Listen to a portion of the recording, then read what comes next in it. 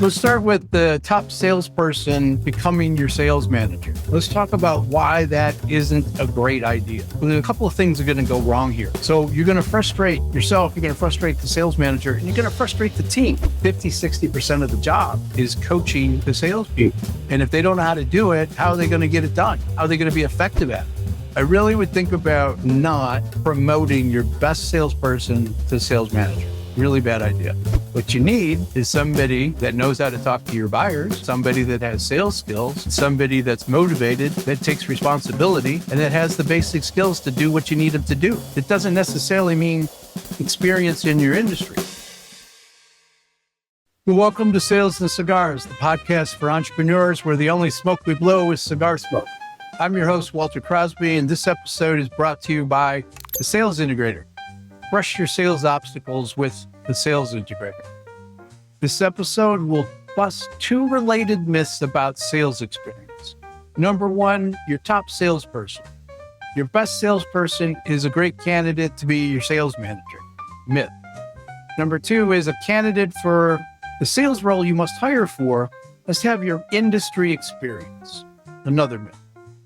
We'll dispel both of those myths in this episode of Sales and Cigars. So go grab a cocktail, a cigar, and strap in for another exciting episode of Sales and Cigars, where we help you think differently about sales.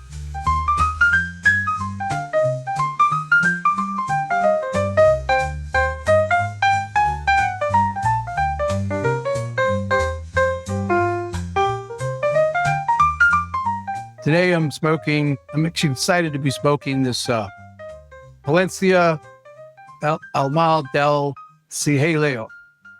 I know I got that wrong, guys, but I'm not Spanish.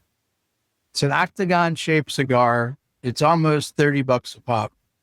Really, really good. It's expensive because of the weird mold they have to use, but it's awesome. I really recommend it. So let's start with the top salesperson becoming your sales manager. Let's talk about why that isn't a great idea and why this is going to cause you problems as a business owner.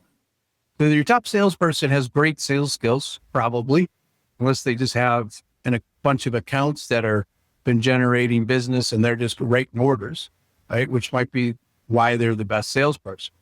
But if you have a really good salesperson because they got great skills and a great mindset, terrific.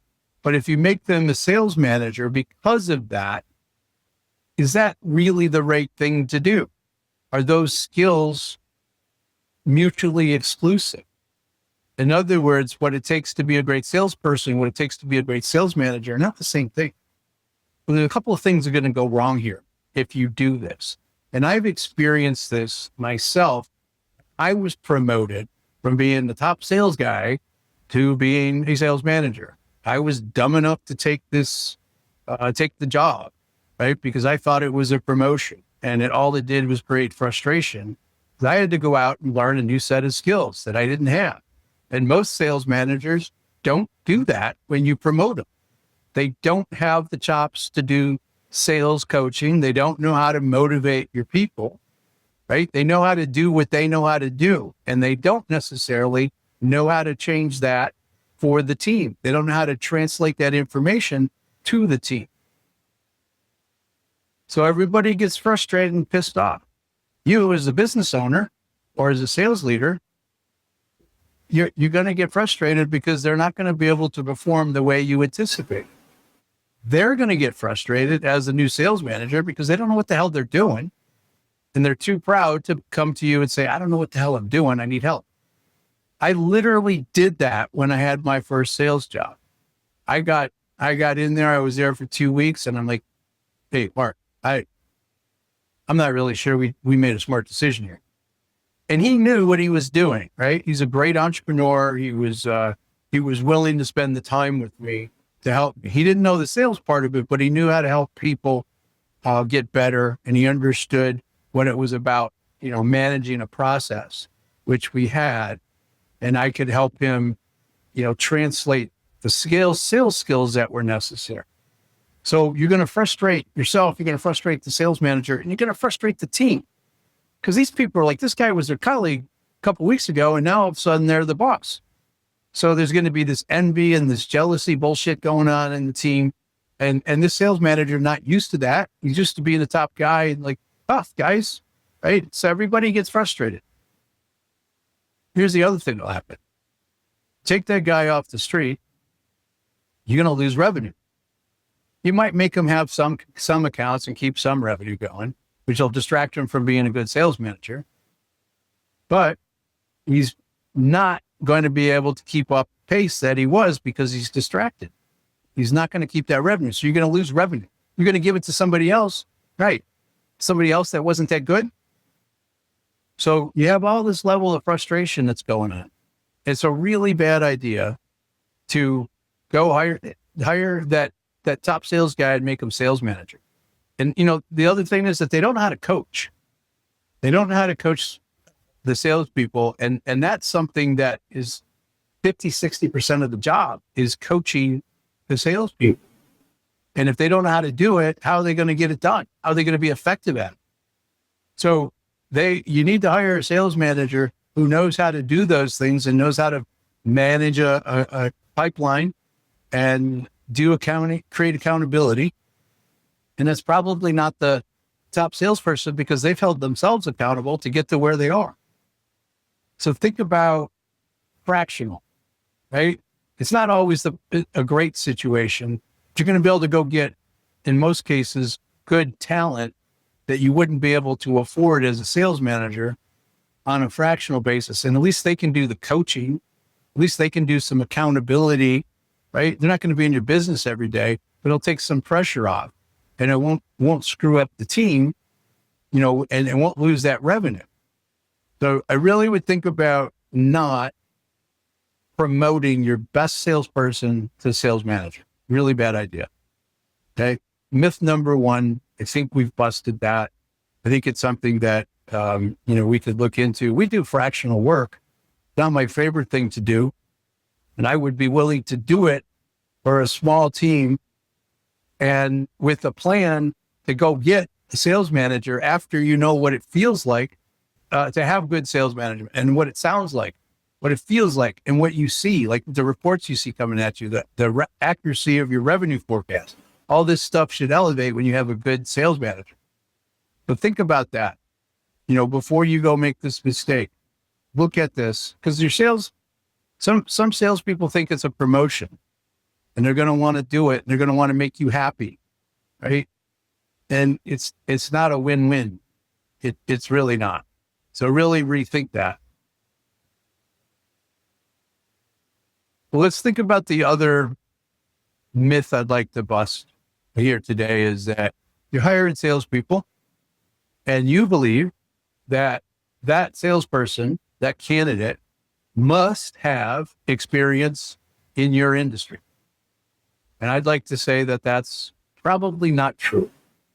In 99% of the cases, it's not. What you need is somebody that knows how to talk to your buyers. You need somebody that has sales skills. You need somebody that's motivated, that takes responsibility, that doesn't have a lot of mind stuff going on that gets in their way, and that has the basic skills to do what you need them to do. It doesn't necessarily mean experience in your industry. Sometimes somebody's got experience in the industry for 10 years, but they've got a year and a half over there, 2 years over there, 3 years over there, another year over there. They got moved around because they suck, right? But they stayed in the industry, so everybody thinks they have industry experience. It's just a really bad idea. So let's think about what it is that would be a good candidate. So the first thing you really want to think about is, what do you need this person to be really good at? What are the 2, 3, 4, 5 things that they need to be really, really good at doing every week, every month, every quarter to bring in business to be successful in the role? And that isn't going and looking at your job description and seeing the accountabilities and responsibilities, right? That's bullshit. Your HR people might have wrote that up and it's interesting and there's nothing in it that's wrong, but it's not going to help you understand what that person must be good at to be successful in the role. So here's what I'd like you to think about. Really define what that is. And if you've been in the sales seat, you kind of know who you have to talk to and how you have to talk to them and how to position your product. So think about this for a second. If you are in a business that calls on facilities managers or somebody that calls on finance manager or a CFO, think about what are the other industries that are adjacent to yours that don't compete with yours, but call on the same person, where you have the same buyer. Think about that for a minute. Who are the other salespeople calling on that buyer? Here's why we should think about that. Because those people already have a Rolodex of people that you want them to talk to. Faster start. They already know the language that these people use to talk about their problems. They already know your buyer. They understand what their troubles are, what their fears are, what their desires are. So they know how to talk to them and they have access to them. That's what you need.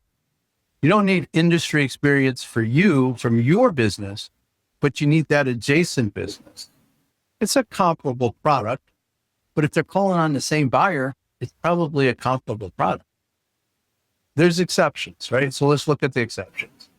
If you got some highly sophisticated chemical thing where somebody has to have a certain background, when it's a super technical product, maybe that's important, but those people are going to be far and few in between, right? I'm talking about your traditional manufacturing, distribution, security, construction, life safety jobs. Who's calling on those people then in an adjacent industry that you could hire that have the right jobs? That's how I'd like you to think about this. And then do something else. Be clear about what it is that they need to do to be really, really good in this job. That's critical. If you don't know what your target is, how are you going to get there? And knowing what they need to be good at is the target that you're looking for. So stop focusing on industry experience. Talk to them about what it is that is difficult in the job. Talk to them about what they enjoyed calling on the buyers that they're calling on. Like, why do they like working with facilities managers? What do they understand about that? When you're doing this, when these interviews, you should be asking these guys the same question. And you should be trying to understand how they think about sales to make sure that their skill set translates to what you're doing, right? And make sure that the person is competent, right? Because salespeople can do a better job of interviewing than your hiring manager a lot of the time. We can take over an interview and make it ours and make it seem like we really know what we're doing when we don't have the chops. So you really want to think about industry experience and make sure that it's appropriate for what you're doing. And most of the time it isn't. You got to really encourage you to let that go. So I think 2 myths busted here, with 2 very important situations that small business owners grapple with on a regular basis. You know, getting the right candidates in is really important. And if we limit it to somebody with industry experience, you're likely to get a bunch of retreads. And then taking your top salesperson off the street and putting them into a sales management role where they don't really get it, and don't really understand it, is going to create another problem. Think fractional. Think about what you can do. Put them in a situation where you're going to have to give them a lot of help. Maybe there's some group stuff you can do. There's lots of people doing what I do, right? And we all have different approaches, but group coaching for your sales team around what it is that they need to do might be an alternative to promoting that top salesperson. You just have to plan for that. You have to plan for putting a structure together to be able to teach these people what they need, coach them on what they want. So here's the last tip I'll offer for today. as a sales manager, as a business owner, as a manager of any type, when somebody comes to you, one of your people in your department, and they say, "Hey, boss, got a minute?" And it's not a minute, but you let them in anyway. And they say, "Hey, I've got a situation," and they tell you some fairy tale about what it is, and they wasted 3 or 4 minutes just doing that. But they want an answer to something that you think that they should know, right? It's something that isn't out of the blue, right? But it's a question that they should have the knowledge, given their tenure with you, their experience. They should have some understanding with it. So if that's there, then here's the idea. Ask them 5 to 7 questions before you give them the answer. But why do we do that?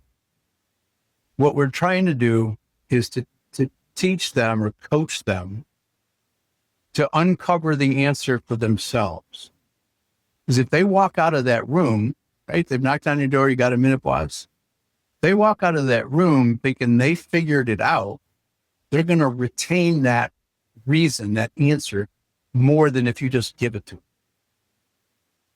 So we're going to coach them up by asking them a series of questions that lead them down the path to get them the answer.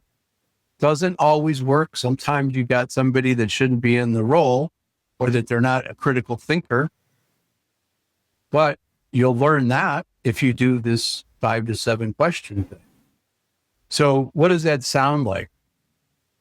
It can vary, and you'll develop your own questions. If you try this, you'll develop your own questions that will just come from the moment. So you can ask, interesting, you're going to kind of bridge from what they've asked you to do. Have you ever encountered this before? You're getting them to go back and think about if they ever run into this issue before that they want an answer. Okay, if they did, how did that work?